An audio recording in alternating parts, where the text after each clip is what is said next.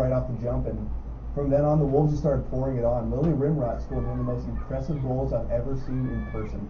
Curve, just put this perfect curve on a corner kick and didn't need an assist. It just scored itself off the corner. Just an incredible goal.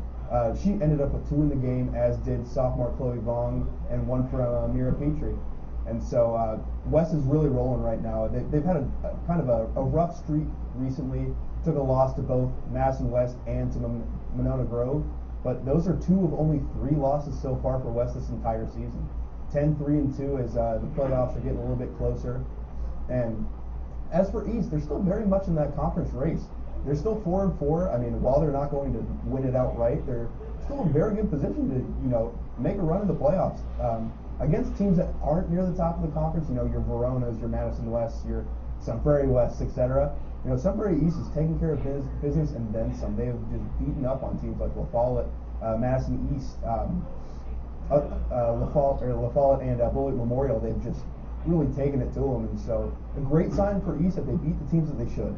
And speaking of East and West matchups, we had a rematch in softball last Tuesday, and East comes out with a 9-4 win. Those 2 teams have been so neck and neck this season, both in the conference standings and when they're playing each other. But it didn't really show up on that matchup because East was up 9-1 after 2 innings, and it really all came down to the errors on West side.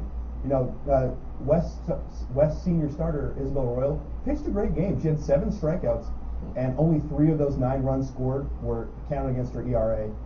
4 errors and a couple of fielders' choices allowed Sun Prairie East to just rack up runs, specifically in that 2nd inning. The wheels just kind of fell off. And as for East, here's a name that we talk about all the time. Taylor Baker was pretty much untouchable in her 5 innings. Only gave up 2 hits with 8 strikeouts. West's late comeback attempt came against a replacement pitcher, junior McKenna Gross. And, West started getting it rolling. Isabel Royal with an RBI. Audrey Davis comes around to score. Great for them. Great to see that from West. It was the same case in the first game. West only scored 1 run, and it came in the 7th inning. It's always good to see them put up that fight late. They're playing against friends, but they don't want to get embarrassed, and neither time have they let that happen. So it's always impressive for them. But it was also senior night for Sun Prairie East there. And, I'll tell anybody that'll listen that softball has probably embraced this split better than anybody else. You talk to a lot of other programs, they're trying to say, it's just another game. We're trying to treat them as another opponent. But, the Wolves and Cardinals don't see it that way on the softball diamond. As they recognize the seniors at East, they brought out flowers for the girls at West and gave them hugs and took pictures with them at home plate. And it was a very cool thing to see from both sides, kind of that unity that they still share. That softball team broke a lot of records last year and made a very deep playoff run, and to see that they still care about each other that much is very inspiring to see. And to close things out here, let's talk about the girls lacrosse team.